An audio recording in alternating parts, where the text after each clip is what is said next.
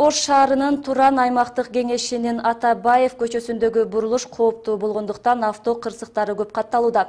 Мунун айынан айдоочуларда жөө жүргүнчүлөрдө жол азабын тартып келишет. Көп учурда жөө жүргүнчүлөрдү койдуруп кеткен учурлар арбын. Ошол себептен бул көчөнүн жашоочулары жолго ылдамдыкты азайтуучу тосмо куруу керектигин айтышууда. Кененирээк кийинки материалда. Ош шаарынын Токтобай Атабаев көчөсүнүн бул участкасы ушул жерде жашаган жергиликтүү тургундар тарабынан өтө кооптуу экендиги айтылууда. Анткени бул жолдон ондай чоң ылдамдыкта жүргөн автоунаалар жолдун аркы бетине өтүүчү же берки бетине өтүүчү жүргүнчүлөрдү сүзүп кеткен учурлар катталууда. Андан сырткары айдоочулар өз автоунааларын башкара албай калып, бул жерде турган үйлөргө кирип, авто кырсыктары катталганын айтышууда. Постоянно авария болот. Машиналар мана немеге огород ичиге кирип кетет.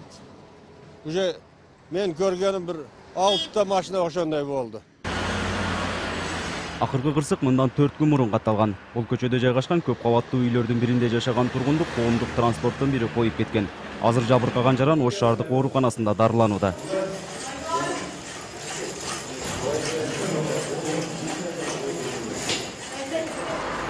Аталган көчөдө жашаган мектеп окуучусу Жоробекти да автоунаа койдуруп кеткенине 1 ай боло элек. Бул окуя Жоробек мектептен үйүнө кайткан учурда болгон. Мен ошо күнү магазинден акча майдалап чыгып келе атканда ылдыйга карап, кийин ылдыйдан көбөк алып тико чыгып калды, мени уруп кетти. Кийин жолдо кара келе атканга коркобуз, жолдон өткөнгө коркобуз. Машиналар деле тез түшөт. Ушул сыяктуу жол кырсыктарынан улам бул аймактын жашоочулары Атабаев көчөсүнө ылдамдыкты азайтуучу тосмо курууну тиешелүү кызматтарга айтышууда.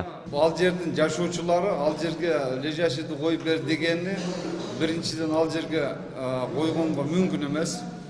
Биринчиден ал жер өйдөлүш жерге эч качан андай лежащий коюлбайт.